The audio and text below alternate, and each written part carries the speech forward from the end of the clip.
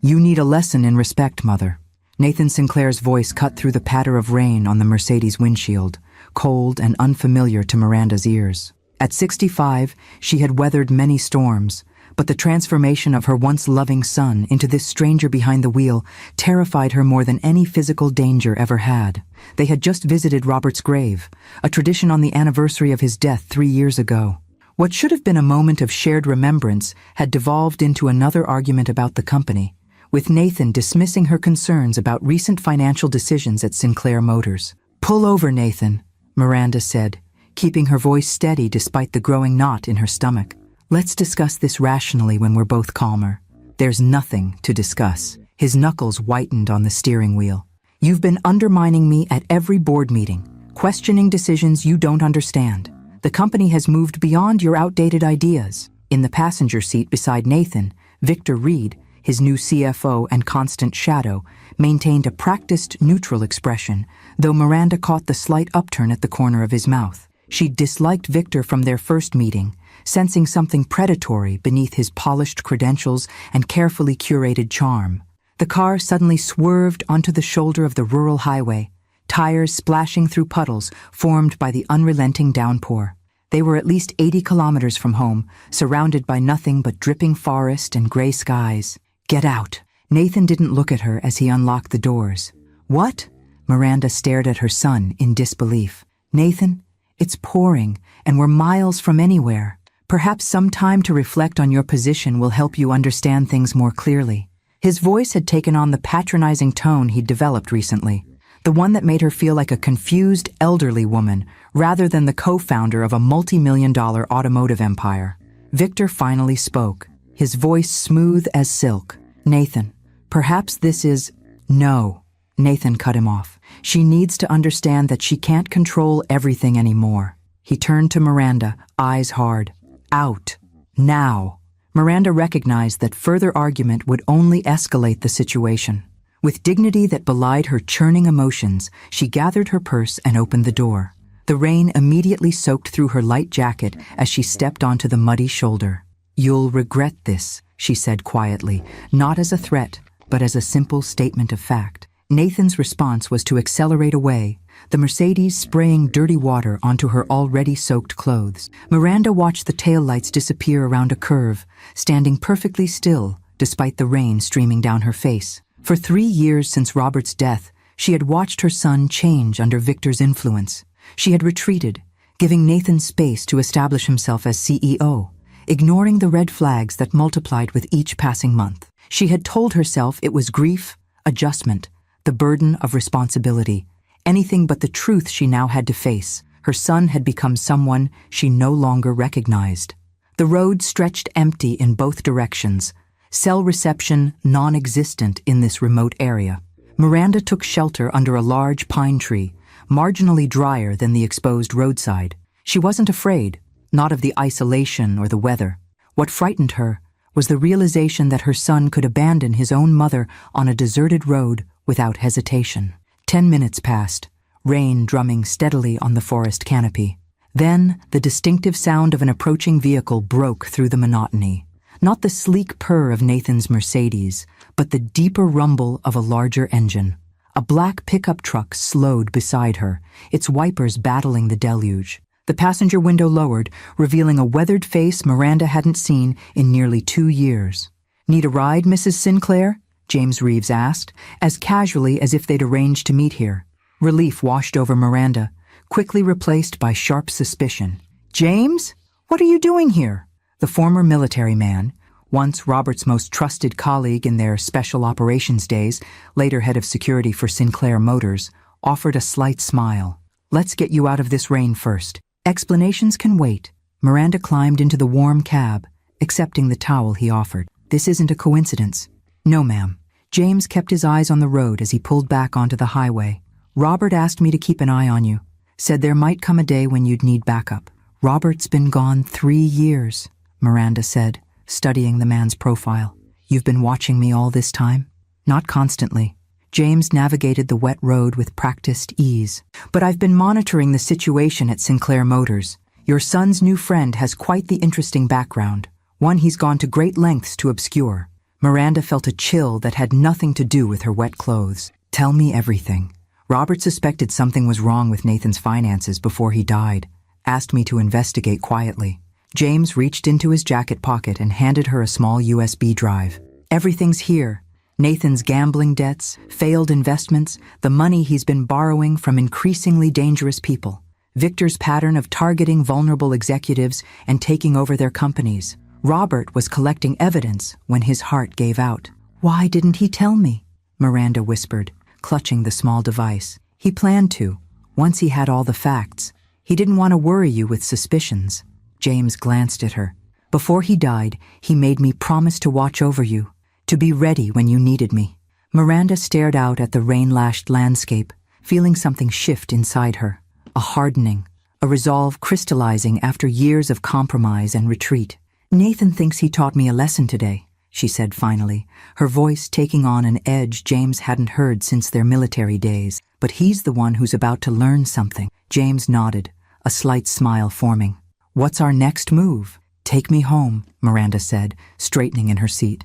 "I need to change into dry clothes. Then we're going to visit Robert's old study. There are documents there, contingencies he put in place that Nathan knows nothing about." As the truck continued through the storm, Miranda felt an almost forgotten sensation, the calm, focused clarity that preceded action. Nathan's cruel abandonment wasn't just a betrayal, it was his last mistake. The son who left her in the rain had no idea who his mother really was or what she was capable of, and it was finally time to remind him. Robert Sinclair's private study remained exactly as he had left it 3 years ago. Miranda had refused to let anyone alter it, preserving his sanctuary as a silent memorial. Now, as she entered the wood-paneled room with James following respectfully behind, the space took on a different significance, no longer just a shrine to memory, but an arsenal for the battle ahead. Robert kept everything meticulously organized, Miranda said, moving to the large mahogany desk that dominated the room. Her still damp hair was now pulled back in a practical ponytail, business attire replacing her soaked clothes. His public files were impeccable, but the real records were always hidden. James watched as Miranda knelt by the antique globe in the corner, rotating it to reveal a small keypad. "Military habits die hard," he observed. Indeed. Miranda entered a 6-digit code, their wedding anniversary followed by the coordinates where they had first met during a classified operation. The globe's base slid open, revealing a hidden compartment containing a leather-bound ledger and a sealed envelope with her name in Robert's distinctive handwriting. She removed both items, placing them reverently on the desk. Robert always had contingency plans. It was how he survived 30 years in special operations before we retired to build Sinclair Motors. "He never truly retired from strategic thinking," James said. "Even as a businessman, he operated like we were still in the field, identifying threats, securing assets, planning for worst-case scenarios." Miranda opened the ledger first, revealing pages of Robert's precise handwriting.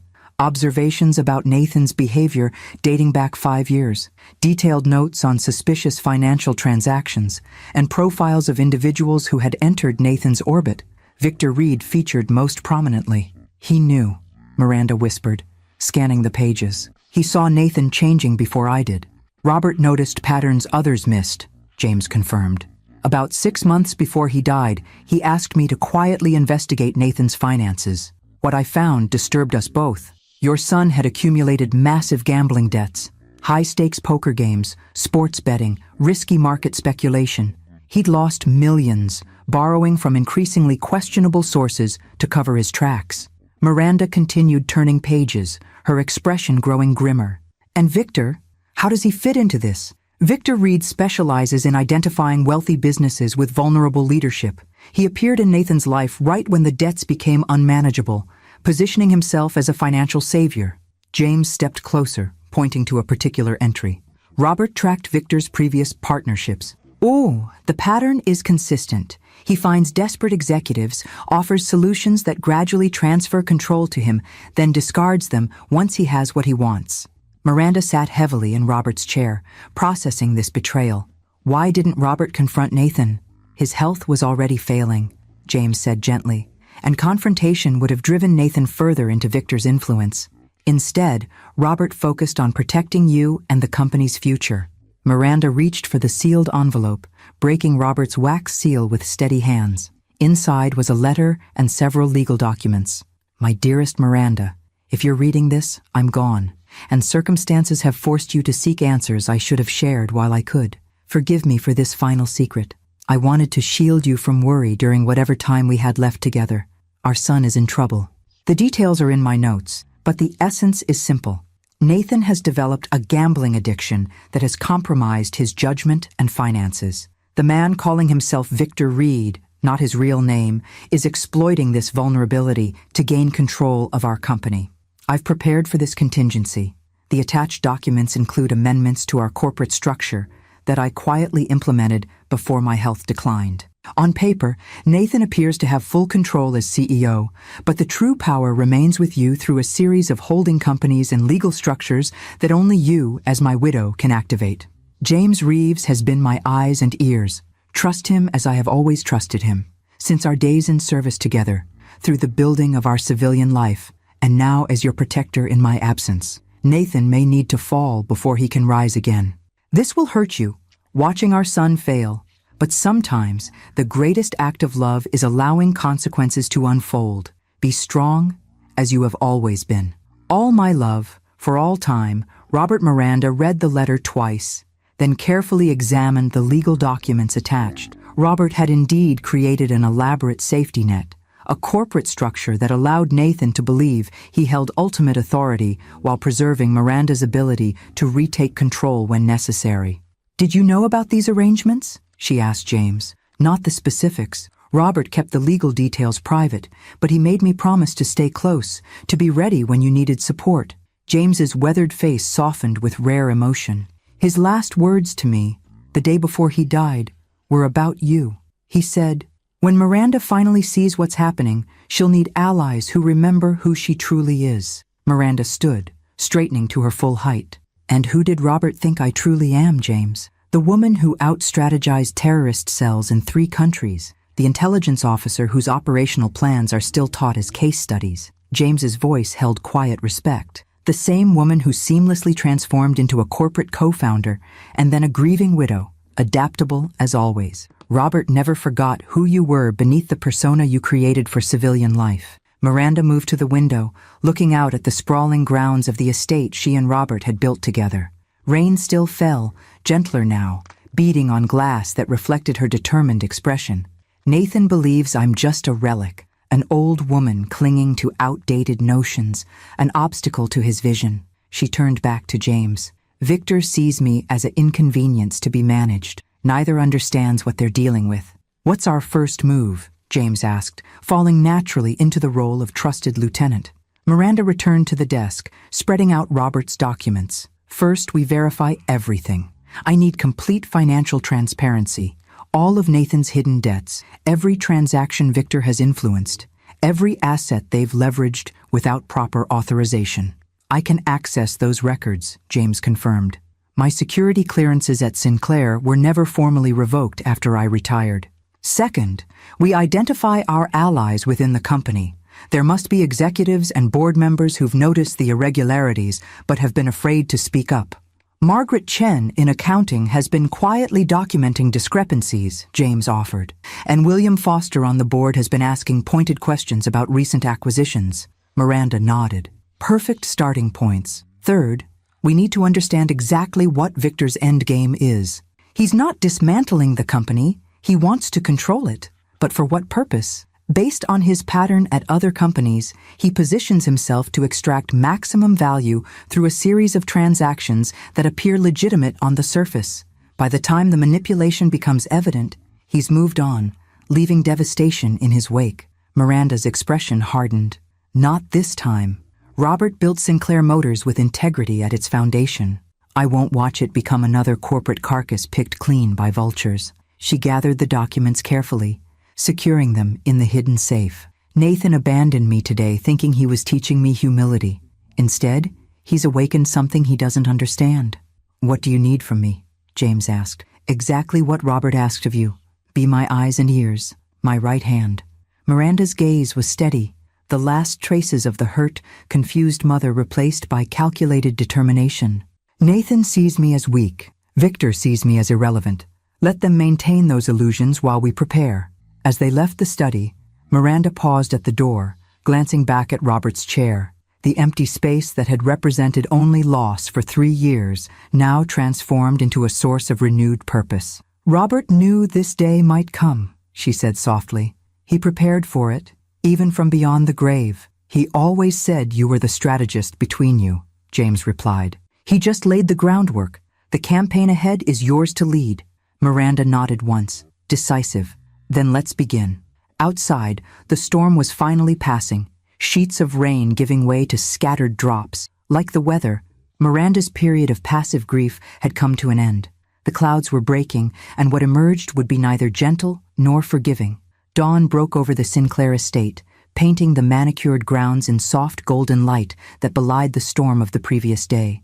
Miranda sat in her sunroom, a spread of financial documents before her, a forgotten cup of tea gone cold at her elbow. She had been reviewing records since 5 a.m., piecing together the puzzle Robert had started before his death. "The pattern is worse than we thought," she said as James entered with fresh coffee.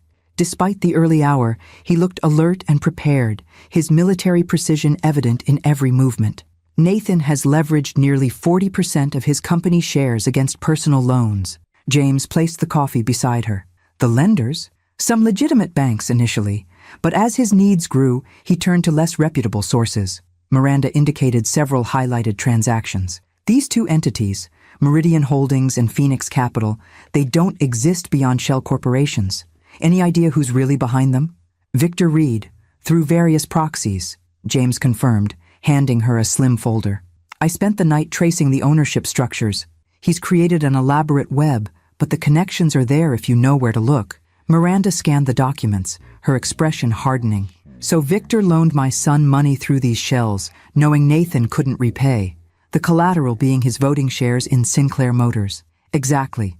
When Nathan inevitably defaults, control transfers to Victor without any visible takeover that might alert the board or regulators." James indicated a date on the calendar. "Based on the terms, the first major loan comes due next month. Nathan doesn't have the liquidity to cover it." Miranda leaned back, processing this information. "This explains Nathan's recent behavior, the desperation, the hostility toward any questioning of his decisions. He's trapped, and Victor has positioned himself as Nathan's only ally," James added, "isolating him from anyone who might offer genuine help, including you." "What about the company's finances? Nathan has CEO authority. Has he been siphoning corporate funds to cover his personal debts?" James's expression confirmed her fears before he spoke. "Not directly, that would be too obvious. But he's approved several questionable acquisitions and consulting contracts that funnel money to Victor's associates.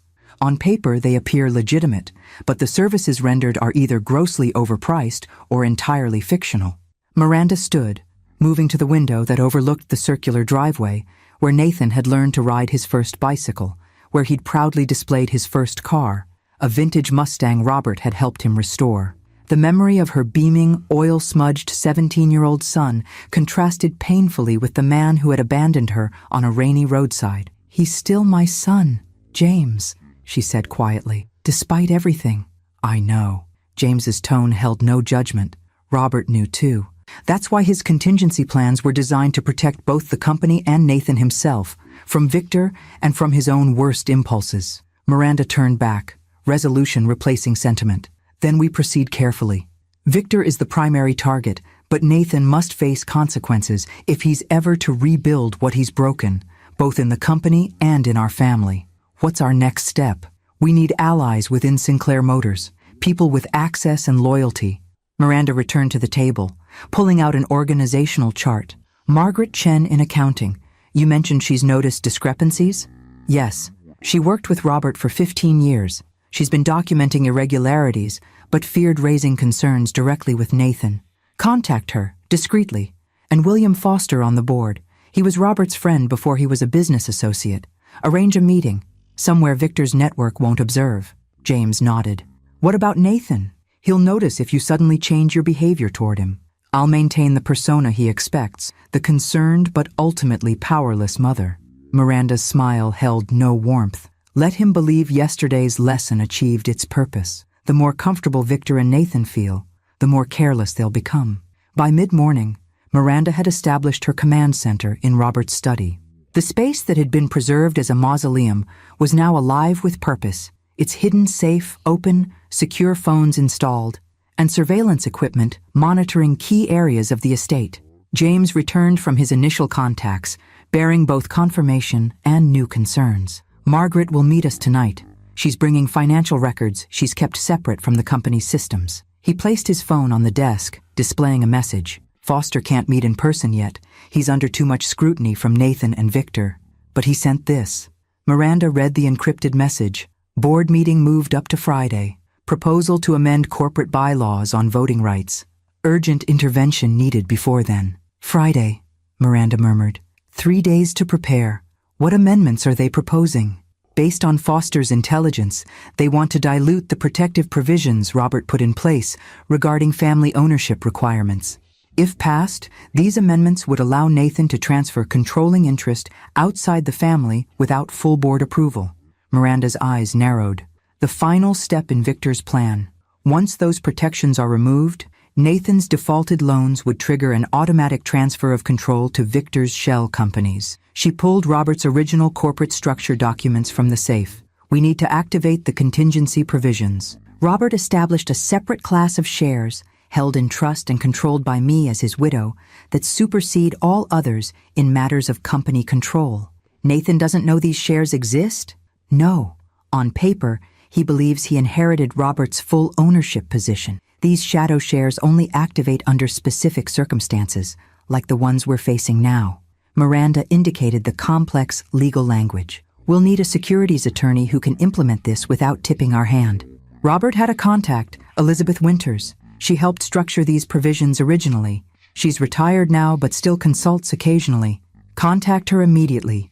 We need her expertise before Friday's meeting. As James made the call, Miranda accessed Nathan's calendar through the executive system her administrator privileges still accessed. What she found confirmed their timeline was even tighter than they realized. Nathan has a meeting with Victor and unknown parties tonight at the Cardinal Club, she reported, referring to an exclusive venue where the city's business elite conducted their most private negotiations. The timing suggests they're finalizing details before Friday's board presentation. James ended his call with positive news. Elizabeth will see us at 2 p.m. today. She remembers Robert's arrangements clearly. Good. Before then, I need to make an appearance at Sinclair headquarters. Nathan will expect me to be either confrontational or submissive after yesterday. I'll give him the latter. Let him believe his lesson worked. Is that wise? Appearing at the office puts you directly in their territory. Miranda's expression shifted to something James hadn't seen since their military days. A calculated acceptance of necessary risk. Sometimes the best reconnaissance happens in plain sight. Nathan will be so pleased with my apparent submission that he won't notice what I'm really observing. She gathered her things with practiced efficiency. While I'm there, I need you to access Nathan's home office. His personal laptop should contain communications with Victor that aren't on company servers. Consider it done, James replied, his own expression matching her operational focus. What about security systems? Nathan never changed the override codes Robert and I established. A hint of sadness colored her voice. Another example of his carelessness. The primary code is still his childhood birthday. As Miranda prepared to leave, she paused at Robert's desk, hand resting briefly on the polished wood. Robert saw this coming. He tried to protect Nathan from himself. And now that task falls to you, James observed quietly.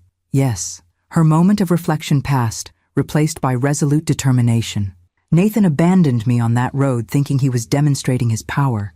Instead, he showed me exactly how far he's fallen and how necessary it is to stop both him and Victor before they destroy everything Robert built. She straightened, every inch the strategist planning her campaign. By Friday, they'll understand what a terrible mistake they've made, not just in their scheme against Sinclair Motors, but in underestimating exactly who they're facing. James nodded, a grim smile touching his weathered face. They have no idea. Sinclair Motors headquarters rose 22 stories above the city's financial district, its glass and steel facade gleaming in the midday sun. Miranda entered through the executive entrance, nodding to security personnel who greeted her with the deference always shown to the founder's widow, despite her diminished role under Nathan's leadership. Mrs. Sinclair, acknowledged the receptionist on the executive floor, surprise evident in her voice. "We weren't expecting you today." "I thought I'd check in with my son," Miranda replied, her voice deliberately softer than usual, her posture slightly hunched, the physical manifestation of the submission Nathan expected after yesterday's lesson. "Mr. Sinclair's in a budget meeting, but I'll let him know you're here." "No need to interrupt him," Miranda demurred. "I'll wait in my old office, if it's still available." The receptionist hesitated. "Your former office has been reassigned, but you're welcome to use the visitor's lounge." "Of course," Miranda smiled, masking the confirmation of another slight. Her office, maintained for years after stepping back from daily operations out of respect for her founder status, had apparently been repurposed, another move to erase her presence. The visitor's lounge offered a strategic advantage, however. It overlooked the main executive corridor, allowing Miranda to observe the flow of personnel while appearing to simply wait patiently. She settled into a comfortable chair, positioning herself with a clear view of Nathan's office and the conference rooms beyond. Within 20 minutes, her patience was rewarded. Nathan emerged from the main boardroom, surrounded by financial executives, Victor at his right hand as always. Her son looked tired, stress evident in the tightness around his eyes, the forced confidence in his stance. For a moment, Miranda saw past the arrogant CEO to the pressured man drowning in consequences of his own making. She waited until he noticed her, carefully arranging her features into an expression of cautious reconciliation. Nathan faltered momentarily upon seeing her, genuine surprise followed by calculated satisfaction crossing his face. He excused himself from his group and approached. "Mother," he greeted, loudly enough for others to hear. "I'm surprised to see you here." "I thought we should talk," Miranda said, her voice appropriately subdued.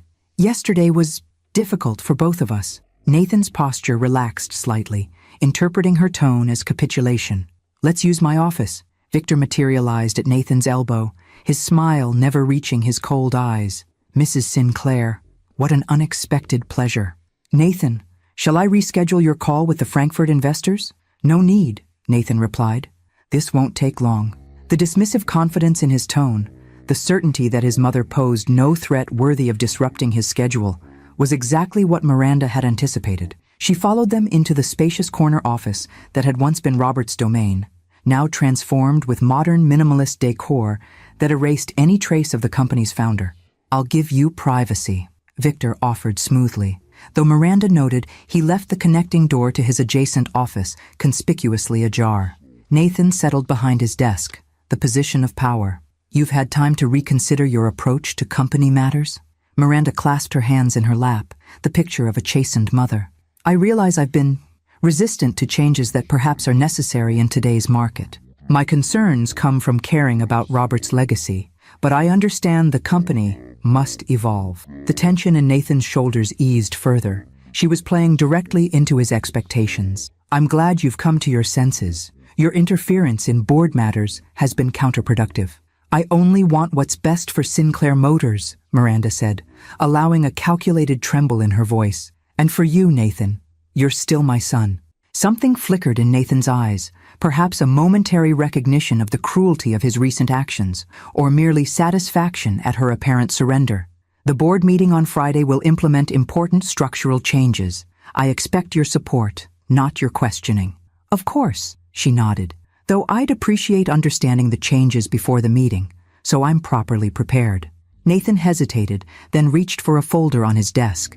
"We're streamlining the ownership structure to facilitate faster decision-making and strategic partnerships. These amendments remove outdated restrictions that limit our growth potential."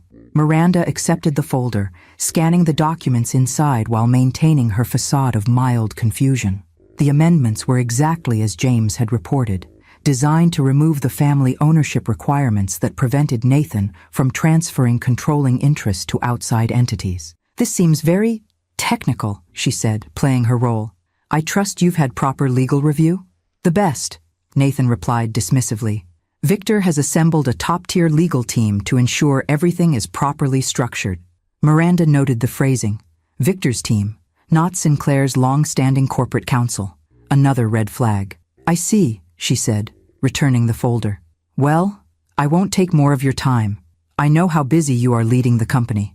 Nathan studied her, satisfaction evident in his expression. I'm glad we've reached an understanding, Mother. Yesterday's incident was unfortunate, but perhaps necessary to clarify our positions. Yes, Miranda agreed softly. It clarified many things for me. As she rose to leave, she deliberately left her scarf on the chair, a small, innocuous item that would provide a reason to return. Will you be home for dinner tonight? Perhaps we could continue rebuilding our relationship. I have a business dinner at the Cardinal Club, Nathan replied. Tomorrow, perhaps. The Cardinal Club? That's quite exclusive. She kept her tone conversational. Important clients? Strategic partners, he answered vaguely. Nothing for you to concern yourself with. Miranda nodded, accepting the dismissal. Of course. Another time then.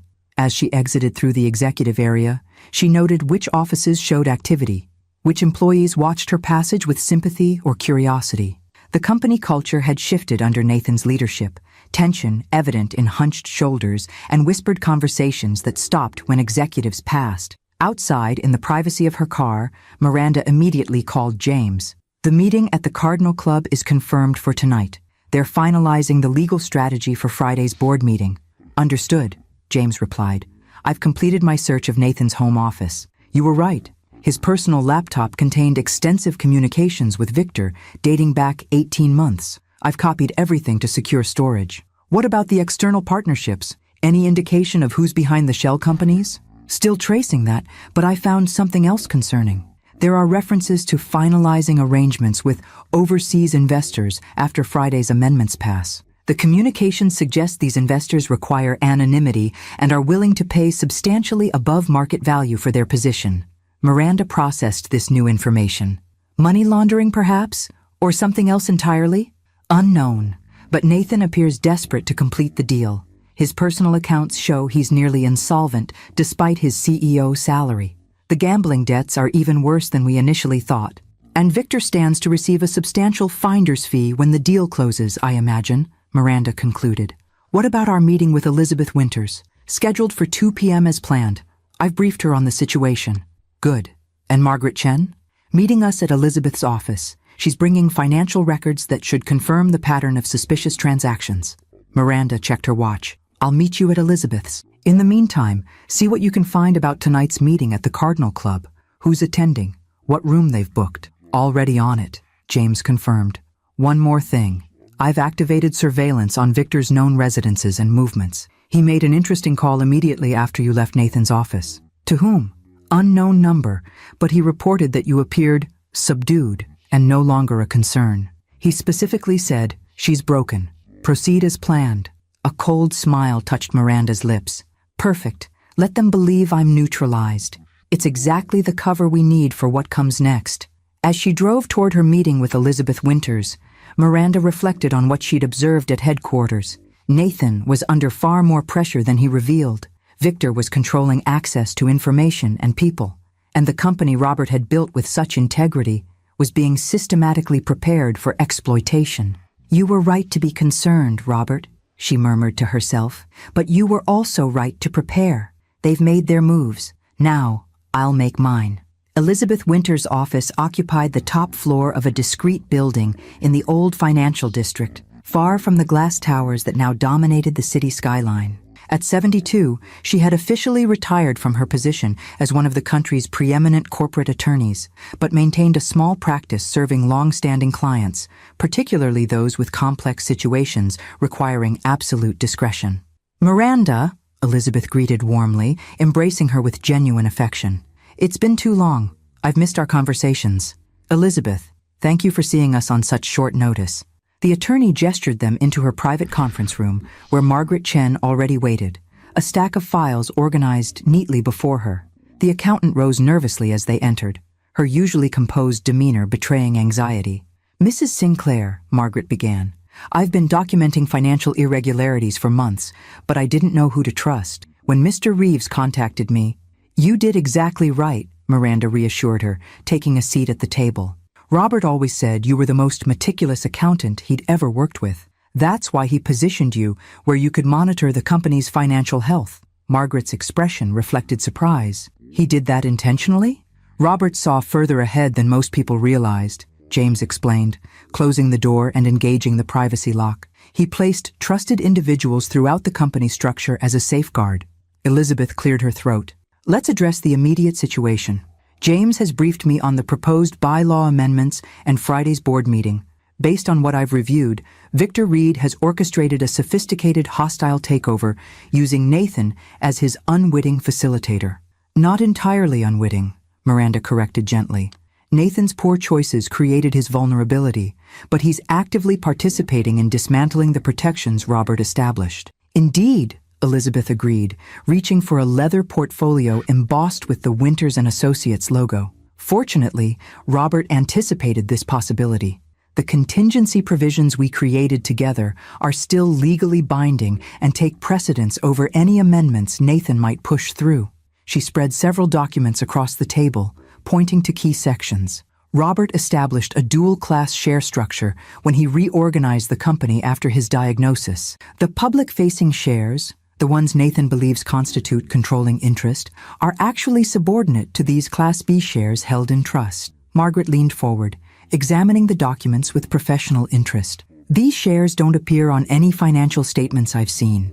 They wouldn't, Elizabeth confirmed. They exist in a separate legal structure, triggered only under specific conditions, like the ones we're facing now. Miranda, as trustee, can activate these shares when necessary to protect the company from exactly this type of situation. Miranda studied the legal framework Robert had created. And this activation, how do we implement it? I've prepared the necessary filings, Elizabeth replied, producing another folder. Once executed, these documents establish your controlling interest effective immediately. However, strategic timing is crucial. If Nathan becomes aware of these shares before the board meeting, he might attempt legal maneuvers to challenge their validity. We need the element of surprise, James observed. Precisely. Elizabeth turned to Margaret. That's where your financial documentation becomes vital. By presenting evidence of fiduciary malfeasance alongside Miranda's assertion of controlling interest, we create an airtight case for her intervention. Margaret nodded, opening her files. I've tracked 3 distinct patterns of financial irregularity. First, the series of acquisitions of underperforming dealerships at inflated prices, all owned by shell companies that trace back to Victor Reed's associates. Second, consulting contracts for services never actually rendered. Third, the systematic overvaluation of certain inventory categories to artificially inflate quarterly results. She pushed forward a USB drive. Everything is documented here. Transaction records, market comparisons proving the inflated valuations, and evidence that Nathan personally approved each irregularity despite warnings from the finance department. Miranda accepted the drive, her expression grave. This goes beyond poor management into potential securities fraud. Yes, Margaret confirmed quietly, which is why I've been so concerned. These actions put the entire company at risk, not just financially, but legally.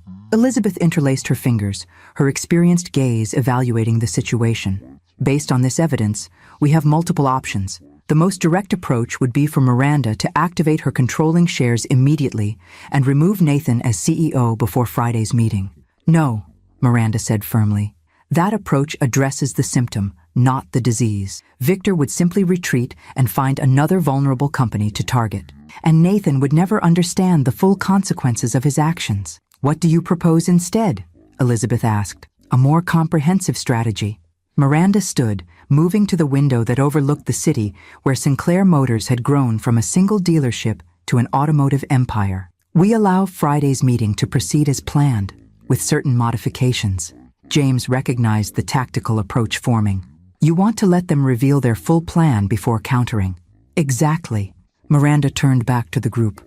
Victor believes I'm neutralized, a broken old woman no longer capable of challenging their scheme.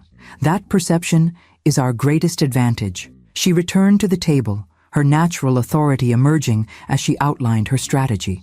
Elizabeth, prepare the share activation documents, but we'll hold them in reserve. Margaret, continue gathering evidence, particularly regarding these overseas investors James discovered. We need to identify exactly who Victor is planning to sell controlling interest to. And the board meeting? Elizabeth prompted. I'll attend as expected, the subdued, compliant mother supporting her son's vision. Miranda's smile held no warmth, But you, Elizabeth, will attend as my personal counsel.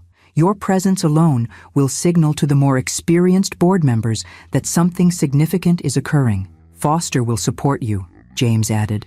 And I've identified 2 other board members who have expressed private concerns about Nathan's leadership. Good. We'll need their votes when the moment comes. Miranda turned to Margaret.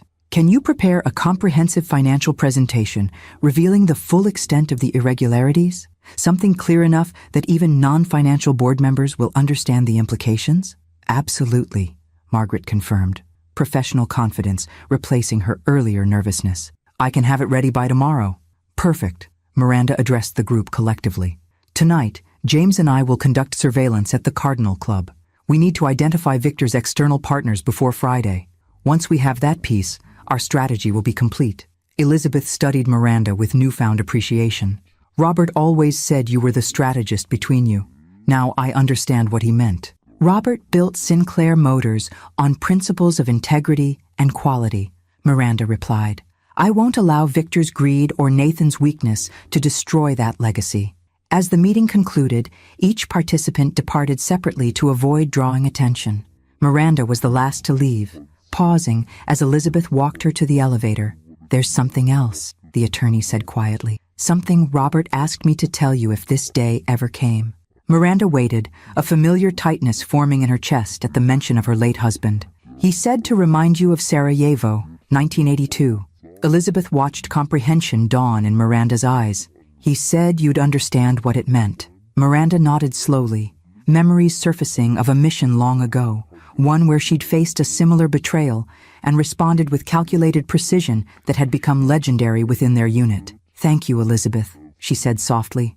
Robert always did know exactly what I needed to hear, even from beyond the grave. As the elevator descended, Miranda's reflection in the polished doors showed a woman transformed, no longer the grieving widow or concerned mother, but a strategist fully in her element, preparing for the decisive engagement in a campaign too long delayed. Nathan had abandoned her in the rain, believing he was delivering a lesson in power. By Friday, he would receive an education of his own, one far more consequential than he could possibly imagine. The Cardinal Club occupied the entirety of a restored Victorian mansion on the city's west side, its membership limited to the upper echelon of business leaders and old money families. Miranda hadn't visited since Robert's memorial service, but the doorman recognized her immediately. Mrs. Sinclair, what an unexpected pleasure, he greeted with genuine warmth. We've missed seeing you here. Thank you, Edward. It's been too long. She offered a conspirator's smile. I'm actually hoping to surprise my son. I believe he's in a meeting here tonight? Edward consulted his reservation system. Yes. Mr. Sinclair has the Wellington room reserved from 7 o'clock. Would you like me to announce you? No, thank you. I'd rather surprise him. Miranda glanced at her watch. 6:30 p.m. Perhaps I'll wait in the library until his group arrives. Of course, Mrs. Sinclair. The club's mahogany-paneled library provided an excellent vantage point overlooking the main entrance. Miranda selected a high-backed chair partially concealed by a decorative screen, positioning herself to observe arrivals without being immediately visible. Her phone vibrated with a text from James. In position at service entrance. Security cameras on loop for East Corridor access to Wellington room. Miranda smiled slightly at the reminder of James's technical skills, capabilities that had served them well in their former careers and now provided crucial advantages in this very different kind of operation. At precisely 6:45, Victor Reed arrived, immaculately dressed in a tailored suit that screamed new money attempting to appear established. He checked his watch impatiently, scanning the lobby with the calculating gaze of someone perpetually assessing angles and advantages. Nathan arrived 5 minutes later, his confident stride betrayed by the nervous adjustment of his tie as he approached Victor. Miranda observed their interaction with practiced detachment, the subtle power dynamic evident in how Victor directed Nathan with light touches to his elbow, the younger man's unconscious deference to his supposed advisor.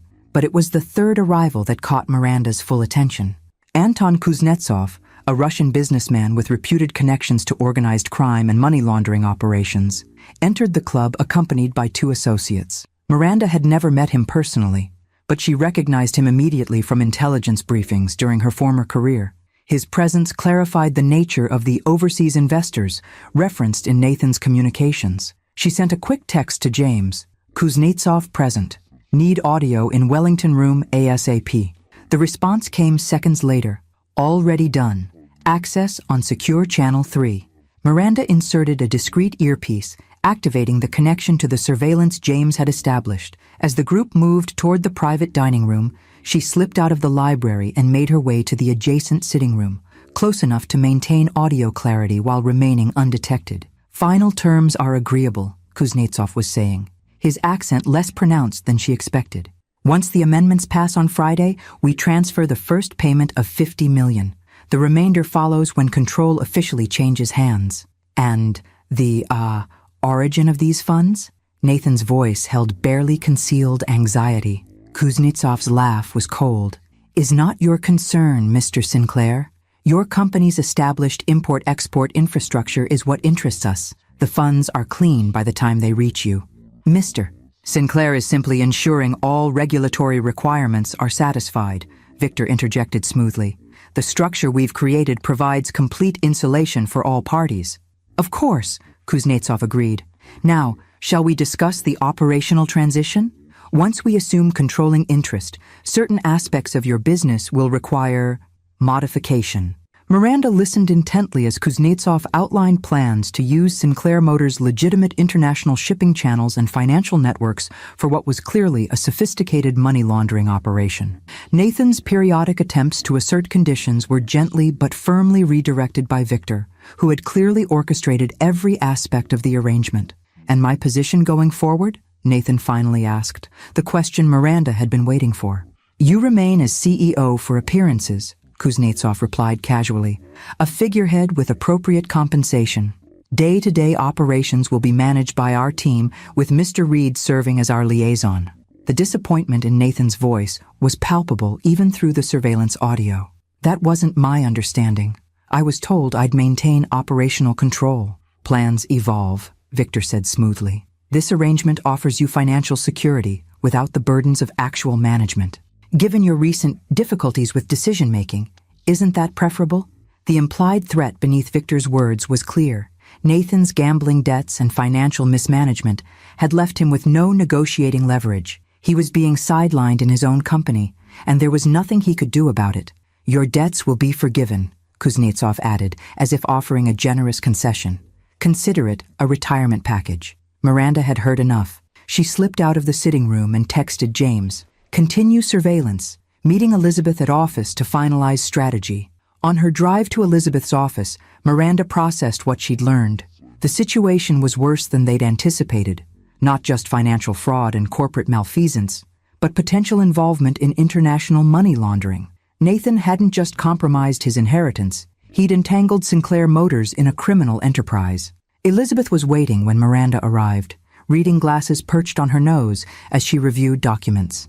"It's Kuznetsov," Miranda announced without preamble. "Anton Kuznetsov and his organization are the overseas investors." Elizabeth removed her glasses, her expression grave. "The same Kuznetsov linked to money laundering operations across Eastern Europe?" "The very same. They're planning to use Sinclair's international infrastructure to clean money. Nathan is being reduced to a figurehead, though I don't think he fully comprehends that yet. This changes our approach considerably," Elizabeth observed. "We're no longer simply dealing with corporate governance issues, but potential criminal activity." Miranda paced the office, piecing together the revised strategy. "We need to add another layer to our plan. Beyond protecting the company and removing Victor's influence, we need to ensure Nathan understands the full consequences of his actions." "You still want to save him," Elizabeth noted. Not as a question, but as recognition of Miranda's underlying motivation. "Save him from Kuznetsov, yes. Save him from criminal prosecution if possible." Miranda's expression hardened. "But not from accountability. Nathan needs to face the consequences of his choices, controlled consequences that don't destroy his future entirely. What do you propose?" "We proceed with the original plan for Friday's board meeting, but with a critical addition."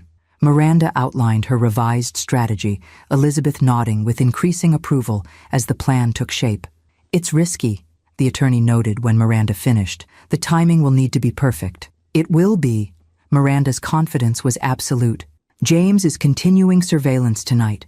By morning, we'll have everything we need to finalize preparations. Elizabeth gathered the legal documents they'd prepared earlier. I'll make the necessary adjustments to account for the Kuznetsov connection. The share activation paperwork remains ready for your signature. Hold it until Friday morning, Miranda instructed. I want no possibility of premature discovery. As she prepared to leave, Miranda paused at the door. Elizabeth, I need one more thing. If this goes badly, if for some reason our strategy fails, I need assurance that Nathan won't face the worst possible consequences. The attorney studied her old friend with compassion. You're still protecting him even now. He's made terrible choices, Miranda acknowledged, but he's still Robert's son, still my son. I understand. Elizabeth nodded solemnly. I've prepared contingency measures. If necessary, we can demonstrate that Nathan was manipulated by Victor, unaware of the full criminal implications of Kuznetsov's involvement. Thank you. Miranda straightened, her moment of maternal concern giving way to renewed determination. Now we prepare for Friday. Nathan abandoned me expecting submission. Instead, he'll find that his last mistake was forgetting exactly who his mother is. As she drove home through the quiet streets, Miranda reflected on the irony of the situation. For years, she had hidden her past, playing the role of corporate wife and then grieving widow. Nathan had never known his parents' former lives or the skills they had developed long before he was born. Friday would bring revelations on many levels, not just about Sinclair Motors' future, but about the true nature of the family that had built it. Thursday dawned with a clarity that seemed to mirror Miranda's state of mind.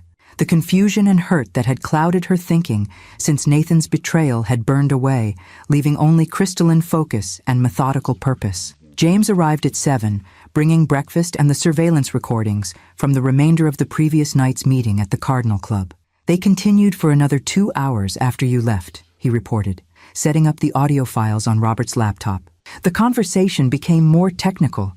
Specific plans for using Sinclair's import-export channels to move money through various jurisdictions. Miranda listened intently as the recording played, noting how Victor dominated the conversation, with Nathan offering only occasional questions that revealed his limited understanding of what he was facilitating. He's completely out of his depth, she observed.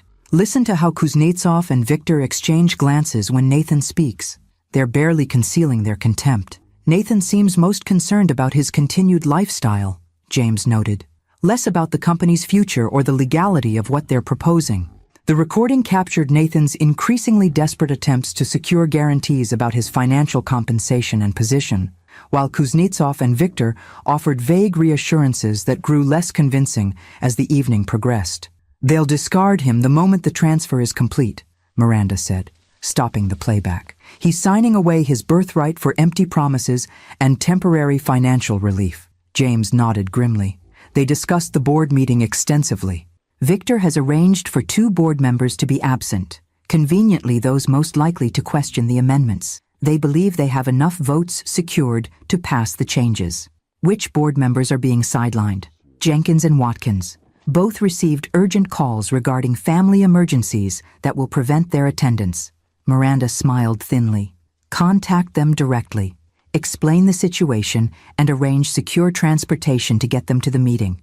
We need every potential ally present. While James made the calls, Miranda reviewed the financial evidence Margaret had compiled overnight, a devastating collection of documentation showing systematic mismanagement and deliberate fraud. The presentation was masterfully organized with clear explanations that would be understandable even to non-financial board members. By mid-morning, Elizabeth arrived with the final legal documents, including the share activation papers that would establish Miranda's controlling interest. Everything is in order, the attorney confirmed. I've also prepared documentation for the regulatory authorities regarding Kuznetsov's involvement. Once activated, we can move immediately to protect the company from potential criminal exposure. Miranda signed the share activation documents, dating them for Friday morning. These remain with you until 1 hour before the meeting. I don't want any possibility of premature discovery. Understood. Elizabeth secured the papers in her briefcase. What about Nathan? How do you want to handle his involvement in the criminal aspects? It was the question Miranda had been wrestling with through a sleepless night. As a mother, she wanted to protect her son from the worst consequences of his actions. As the guardian of Robert's legacy, she couldn't ignore Nathan's willing participation in schemes that threatened to destroy everything they had built. "We present the evidence of his mismanagement and the fraudulent transactions," she decided finally. "But we frame his involvement with Kuznetsov as manipulation by Victor, Nathan as an unwitting participant rather than an active conspirator. That may be difficult to maintain given the recordings," James observed carefully. "The recordings demonstrate his financial desperation and poor judgment, but also his limited understanding of what he was facilitating," Miranda countered. "We use them to remove him from power, not to send him to prison." Elizabeth nodded. A balanced approach. Consequences without destruction.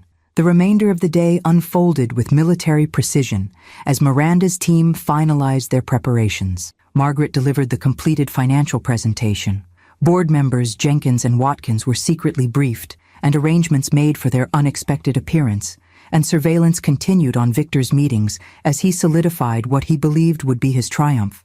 Late afternoon brought a call from Nathan, the first direct contact since he had abandoned Miranda on the roadside.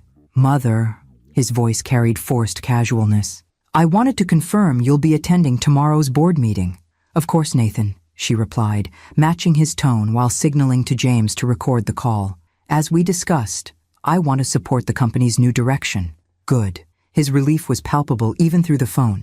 "The amendments we're proposing are somewhat technical, but they're essential for our growth strategy.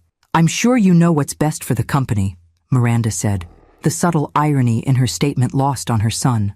"Will your friend Victor be presenting the amendments?" "He'll be there as CFO, but this is my initiative," Nathan insisted, the defensiveness in his voice revealing his need to believe he remained in control.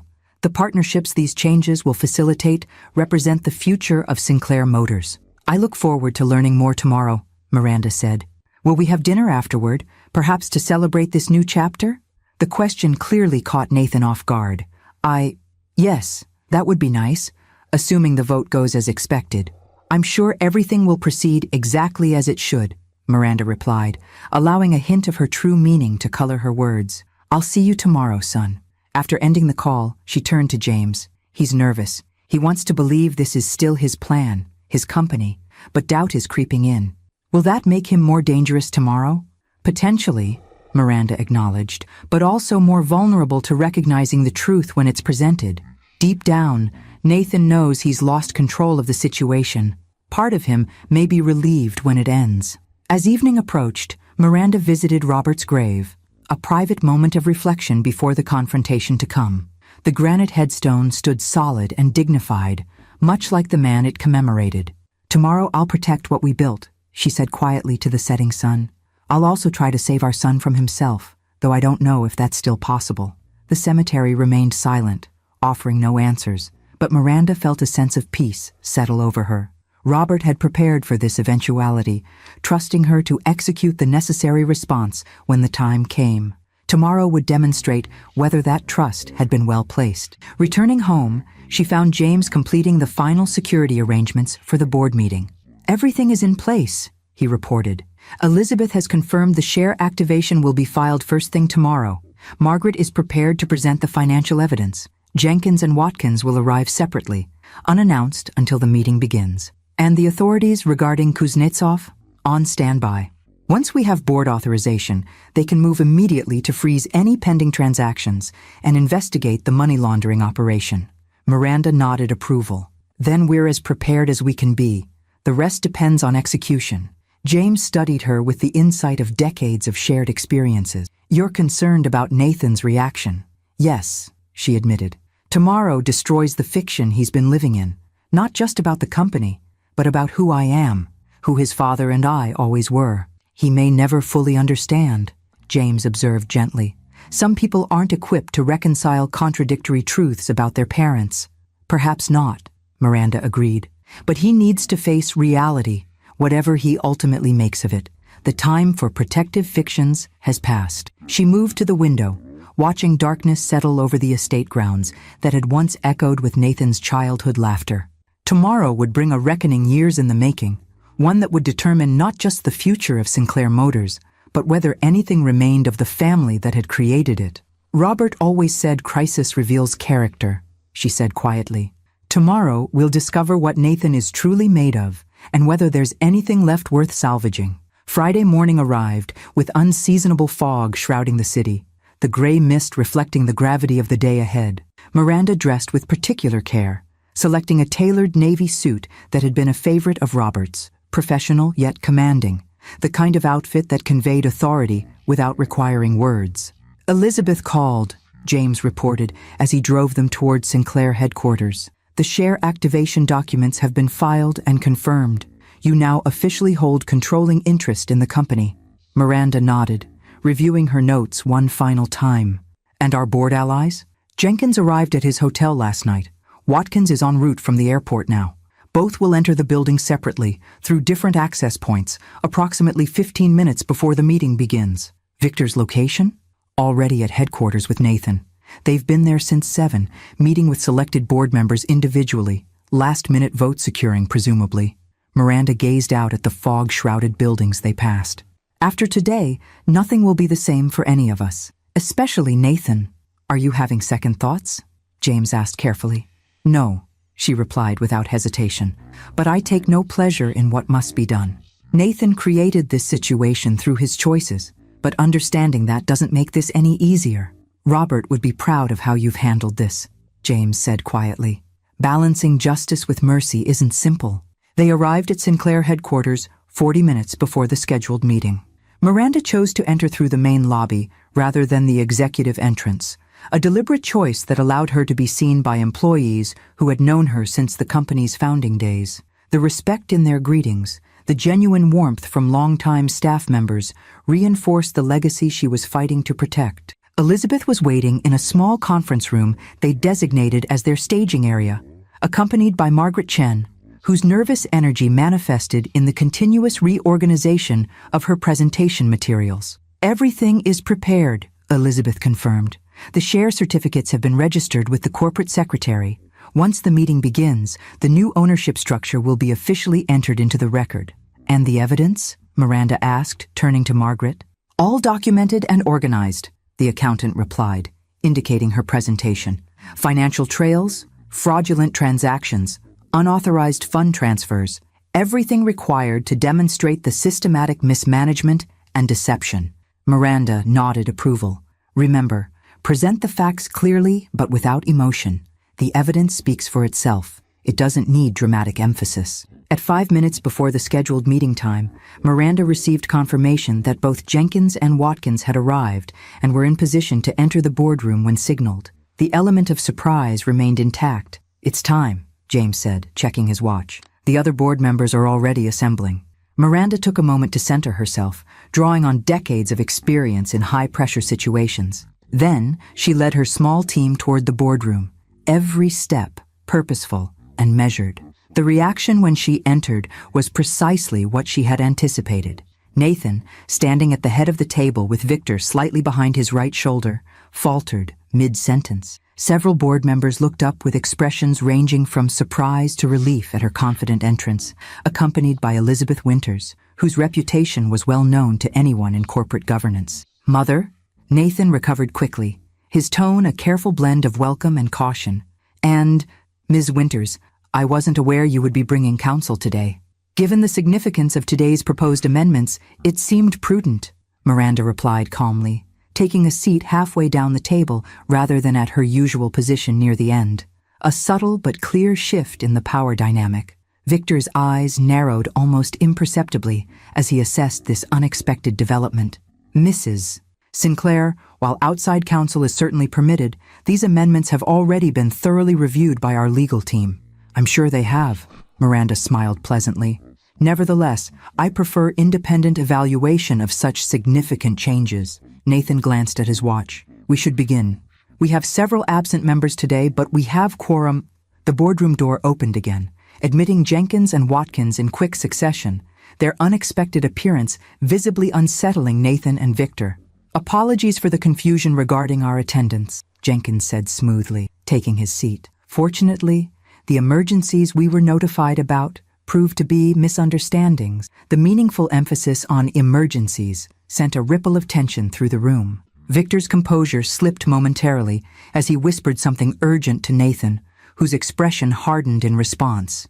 "Now that we're all present," Nathan began with forced confidence, "let's proceed with the agenda. The primary item today is the proposed amendments to our corporate structure, which will enable strategic partnerships essential for our continued growth." "Before we address the amendments," Miranda interjected, her voice calm but carrying unmistakable authority, "there's a matter of corporate governance that must be entered into the record." Nathan frowned. "Any other business should be addressed after the primary agenda items." "This directly impacts those items," Elizabeth stated, opening her briefcase and removing the official documentation. "As of 8:15 this morning, the ownership structure of Sinclair Motors has been updated to reflect the activation of previously dormant Class B shares held in trust since Mr. Robert Sinclair's reorganization of the company 3 years ago." She slid copies of the filing across the table. "These shares, now activated by Mrs. Sinclair as trustee, constitute controlling interest in the company and supersede all other share classes in matters of corporate governance." The boardroom erupted in confused murmurs as board members examined the documents. Victor snatched a copy, his face darkening as he scanned the legal language. "This is preposterous," he snapped, all pretense of professional courtesy evaporating. "These supposed shares were never disclosed in any company filings or financial statements. They were properly registered with the appropriate regulatory authorities," Elizabeth countered smoothly.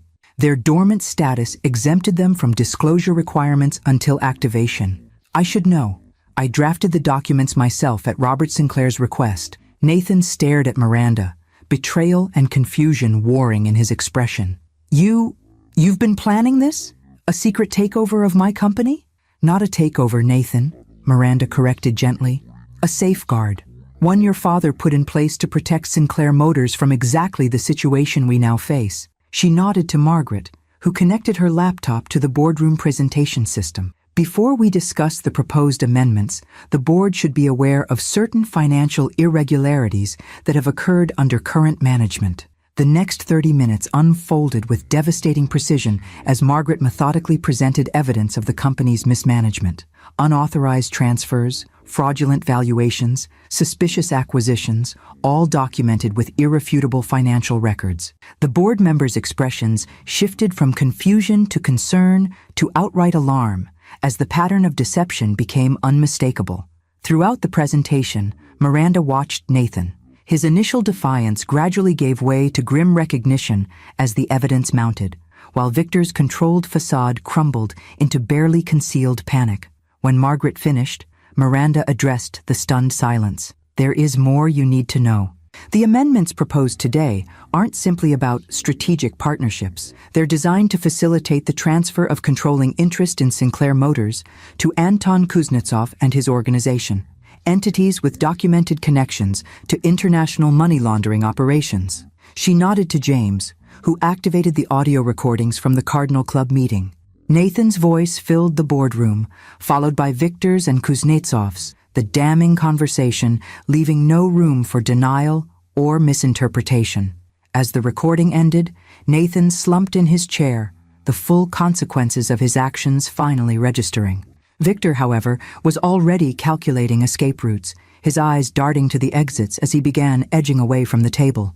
"Security is waiting outside, Mr. Reed," James stated calmly, his position blocking the main door, along with representatives from the Financial Crimes Division. Miranda stood, addressing the board with quiet authority. "Given these revelations, I move for an immediate vote of no confidence in the current CEO and the temporary assumption of executive authority by the board chair until new leadership can be properly established." The motion passed unanimously, Nathan not even attempting to vote against it. Victor was escorted from the room by security, his final glare at Miranda promising retribution that would never materialize. As the meeting adjourned into stunned aftermath, Miranda approached her son, who remained seated, staring at the evidence still displayed on the boardroom screen. "It's over, Nathan," she said quietly.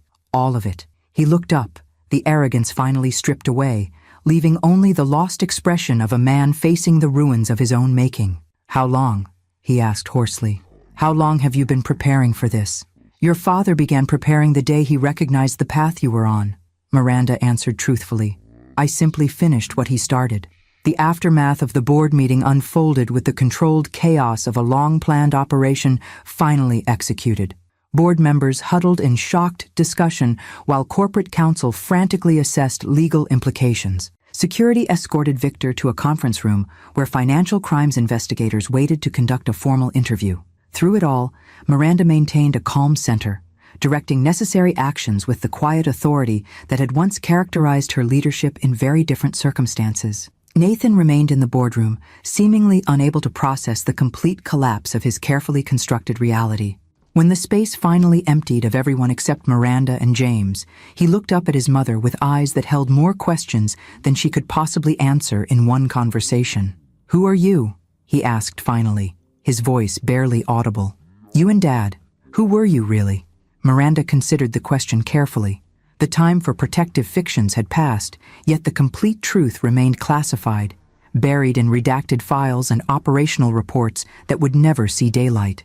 "Before Sinclair Motors, before you were born, your father and I served our country in ways that required certain skills," she began, choosing her words with precision. "Strategic thinking, risk assessment, the ability to identify threats and neutralize them before they materialized." "Military?"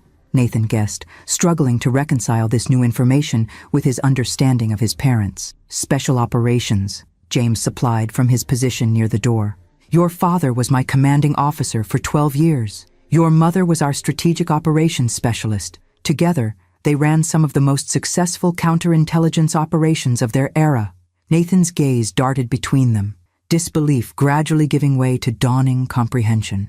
"That's how you knew about Kuznetsov, how you were able to plan all this." "We recognized the patterns," Miranda acknowledged. "When someone has been trained to identify threats and secure assets, those skills don't disappear with retirement."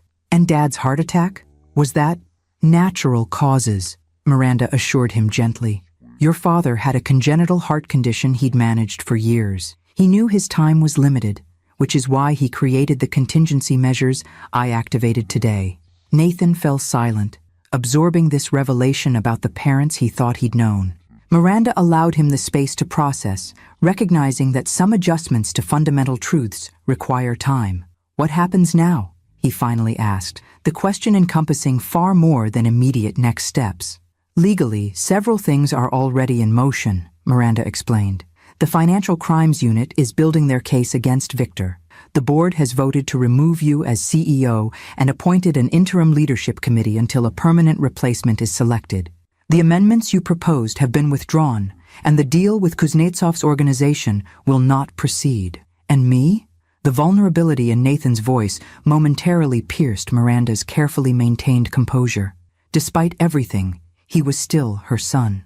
The baby she had once cradled, the child whose nightmares she had soothed, the young man who had made Robert so proud before ambition and weakness led him astray. "That depends partly on you," she replied honestly. "There will be consequences, Nathan. The evidence of financial mismanagement and corporate malfeasance can't be ignored. However, we've structured the narrative to emphasize Victor's manipulation and your limited understanding of Kuznetsov's criminal intentions." "You're protecting me," he realized, a complex mixture of emotions crossing his face. "Even after what I did, even after—" He couldn't finish the sentence, the memory of abandoning his mother on a rainy roadside suddenly shameful beyond articulation. "Not from all consequences," Miranda clarified, "but from complete destruction. Yes, you'll never lead Sinclair Motors again. Your reputation in the business community will require years to rebuild, if it ever can be. But with cooperation and genuine contrition, you can avoid criminal charges." The magnitude of his downfall seemed to hit Nathan all at once. He buried his face in his hands, shoulders shaking with silent, suppressed emotion. Miranda gave him this moment of private reckoning, understanding that sometimes rock bottom must be fully experienced before reconstruction can begin. When he finally looked up, something had shifted in his expression, a hardness broken, perhaps, or a humility long absent finding its way back to the surface. "I don't deserve your protection," he said quietly. "Perhaps not," Miranda agreed, her tone gentle but unflinching. "But you have it nonetheless, not because you've earned it, but because of who we are to each other. Family protects family, Nathan, even from their worst impulses. That's something your father understood deeply." James approached the table, placing a folder before Nathan. These documents require your signature. They formalize your resignation as CEO and board member of Sinclair Motors, acknowledge the financial improprieties identified today, and commit you to full cooperation with all resulting investigations. Nathan stared at the papers for a long moment before reaching for a pen. "What will you do?" he asked as he signed each page. "Will you run the company now?" "No." Miranda shook her head. "Sinclair Motors needs fresh leadership, someone with automotive industry experience and impeccable integrity. The board will conduct a proper search while I temporarily guide the transition. And after that, I have other priorities to consider." The hint of a smile touched Miranda's lips. "It seems I'm not quite ready for the quiet retirement I thought I wanted." As Nathan completed the paperwork, Elizabeth entered the boardroom, her expression professionally neutral despite the extraordinary circumstances. "The Financial Crimes Unit has finished their initial interview with Mr. Reed," she reported. "They've taken him into custody based on substantial evidence of fraud, embezzlement, and conspiracy to commit money laundering. They've requested a formal statement from Nathan regarding his involvement." "I'll cooperate fully," Nathan said before Miranda could respond, a small but significant assertion of responsibility. "Whatever they need to know, I'll tell them." Elizabeth nodded approval. "That approach will significantly strengthen our position regarding your limited culpability." She turned to Miranda. "The Interim Leadership Committee is assembling in the executive conference room. They've requested your presence to help stabilize the organization and address immediate concerns." "Of course." Miranda gathered her materials, preparing to navigate the next phase of the day's challenges. She paused before leaving, fixing Nathan with a gaze that carried both compassion and uncompromising expectation. "We'll continue this conversation later. For now, tell the investigators the complete truth, Nathan. No more deceptions, no more evasions." He nodded, something like relief crossing his features, the paradoxical liberation that sometimes comes with having no further options for escape. In the hallway outside, Miranda briefly allowed herself to acknowledge the emotional toll of the morning. James, ever observant, noticed her momentary vulnerability. "Are you all right?" he asked quietly. "I will be," she assured him, straightening her shoulders. "This was necessary but not easy." "Robert would be proud of how you handled it," James offered. "Strength without cruelty, consequences without destruction." "Perhaps," Miranda acknowledged, "though I suspect even Robert couldn't have anticipated how completely our son would lose his way, or how decisively his mother would act to bring him back," James countered. As they walked toward the conference room where the newly appointed leadership committee waited, Miranda reflected on the day's events, not as a victory, but as the essential first step in a rehabilitation that would require months, perhaps years to complete. For Sinclair Motors, for Nathan, and for herself, the company would survive, stronger for having excised the corruption that had threatened its foundations. Nathan would face a reckoning long overdue, with the possibility, however distant, of eventual redemption. And Miranda herself had emerged from the protective shell of retirement, reclaiming not just her authority within the company, but aspects of her true self that had remained dormant since Robert's death. "What happens after the transition?" James asked as they approached the conference room. "Will you return to retirement?" Miranda considered the question with newfound clarity. "No," she decided. "I think it's time for a new chapter, one that honors Robert's legacy while acknowledging that life continues to evolve. Whatever that evolution might bring, she would face it with the same strategic thinking and quiet strength that had guided her through this crisis. Nathan's cruel abandonment on that rainy road had indeed been his last mistake, not just in his scheme to control Sinclair Motors, but in his fundamental misunderstanding of exactly who his mother had always been.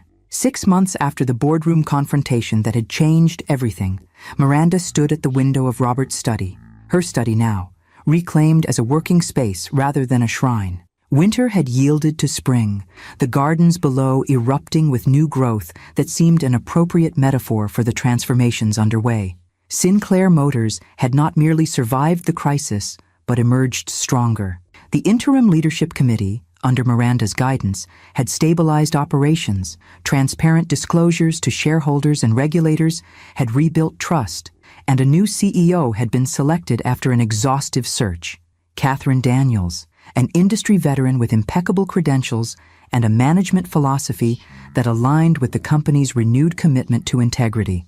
The door opened quietly as James entered with the morning's reports. Their working relationship had evolved into a comfortable routine, with James serving officially as Miranda's chief of staff during the transition and unofficially as her most trusted advisor in all matters. "The final asset recovery numbers," he announced, placing a folder on her desk. "The forensic accountants have traced and reclaimed 87% of the funds Victor diverted through his various schemes." "Better than expected," Miranda observed, scanning the figures. "And Victor himself? Sentenced yesterday.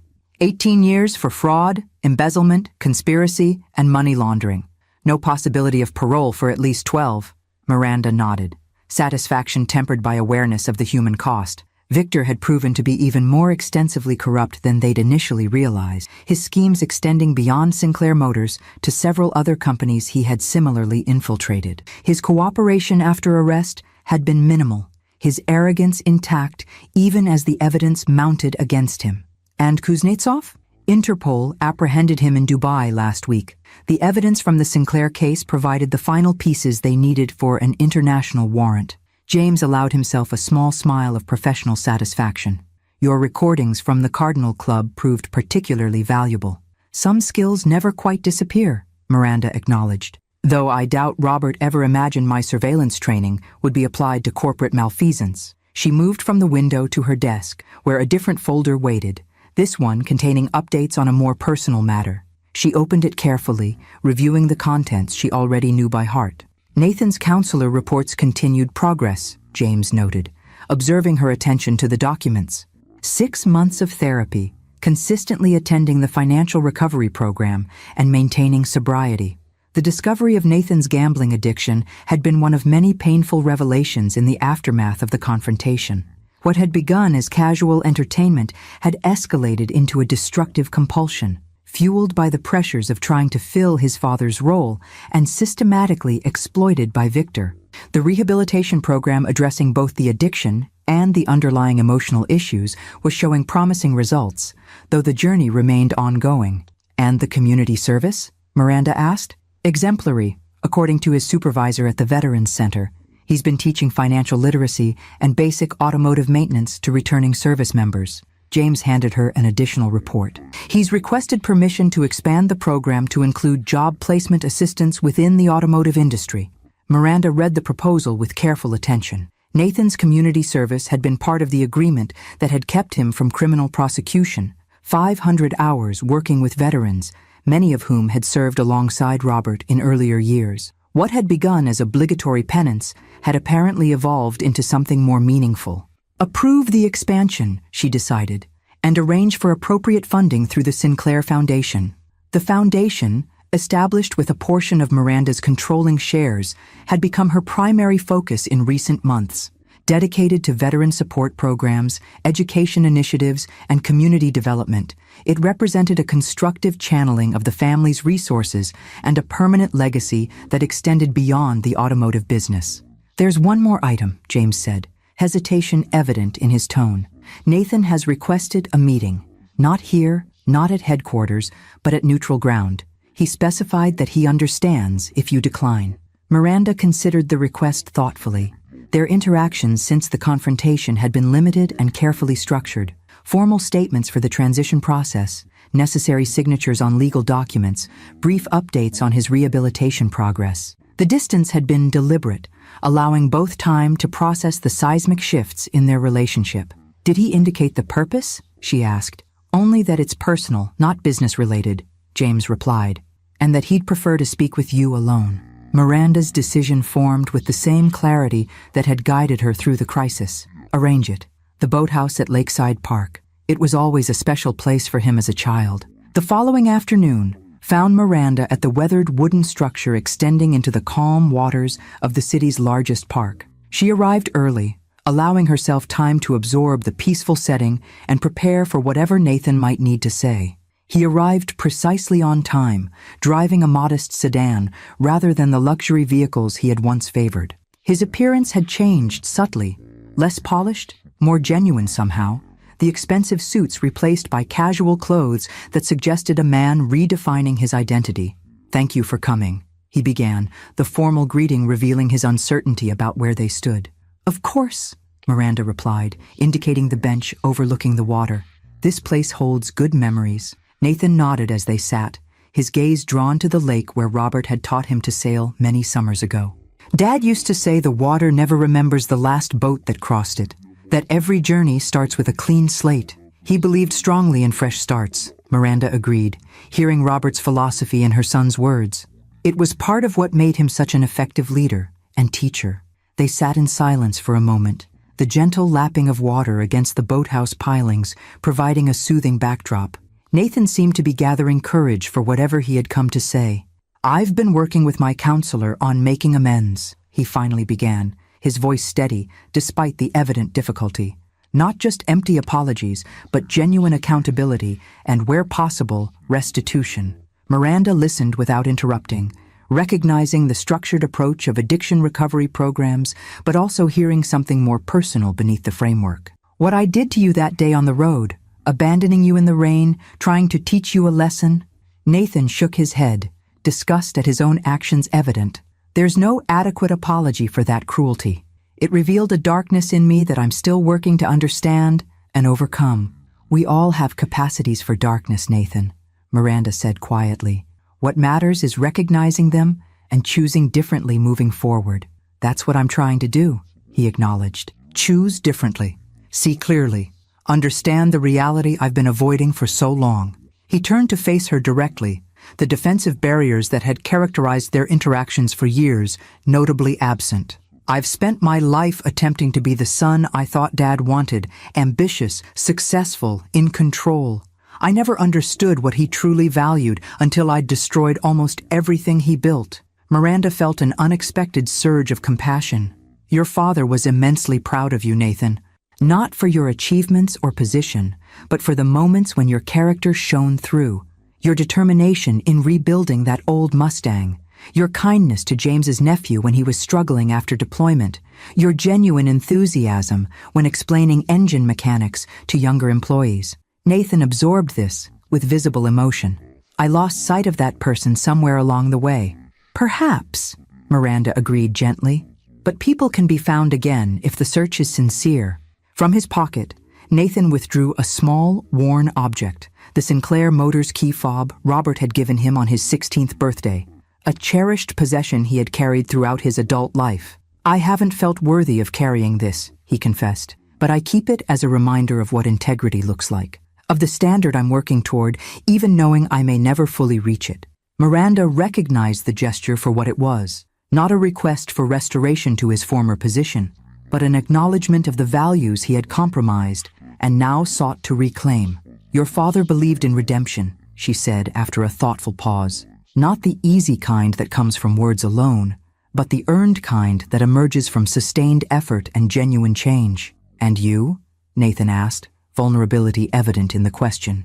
"What do you believe is possible between us now?" Miranda considered this carefully, honoring the importance of the moment with complete honesty. "I believe healing is possible, though not instant. Trust, once broken, must be rebuilt deliberately, through consistent actions, transparent communication, and the courage to face uncomfortable truths." "I'd like to try," Nathan said simply, "however long it takes, whatever form it eventually takes." As they sat together watching sunlight play across the water, Miranda reflected on the extraordinary journey of the past 6 months. The company Robert had built was secure again, under new leadership committed to his founding principles. The son who had nearly destroyed that legacy was engaged in the difficult work of redemption, with promising signs of the person he might yet become.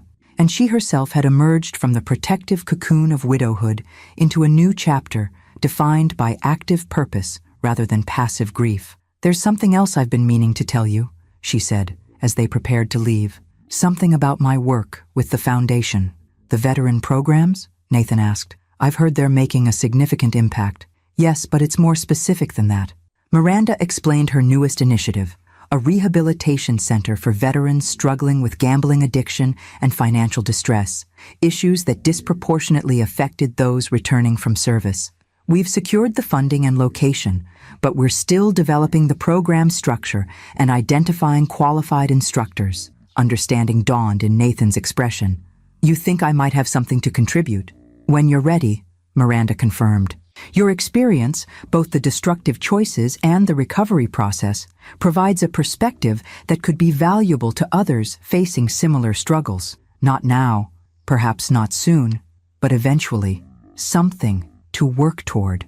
The possibility registered as both challenge and opportunity, a potential path that honored his ongoing recovery while creating meaning from his darkest experiences. As they parted, the awkward formality of their greeting had dissolved into something more authentic, not the easy closeness they had once shared, but a careful, deliberate reconnection based on clearer understanding of who they both truly were.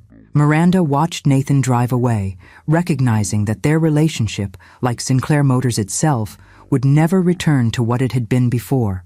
But perhaps what emerged from the ruins of the old structure might eventually prove stronger, more authentic, and more enduring than what had existed before. That evening, in Robert's study, Miranda opened the hidden compartment in his desk that had contained the contingency plans and emergency provisions.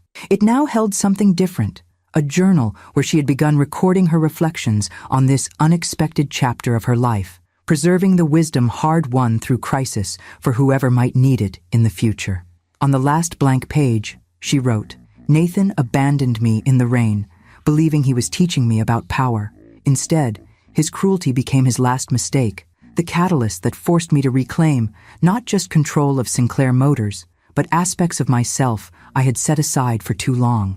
Sometimes our greatest challenges arrive disguised as cruel moments that initially appear to diminish us. The test lies not in avoiding such moments, but in how we rise to meet them, with strength tempered by wisdom, justice balanced with mercy, and the courage to protect what matters without surrendering to bitterness in the process. She closed the journal, returning it to its secure place. Outside her window, the gardens Robert had designed continued their cycle of renewal, each season bringing its own beauty, its own purpose, its own opportunity for growth. Like those gardens, life continued to evolve in patterns both expected and surprising, offering fresh possibilities for those prepared to recognize and embrace them. The rain had long since passed. What remained was the clarity that follows the storm, and the promise of new growth in ground made fertile by hardship.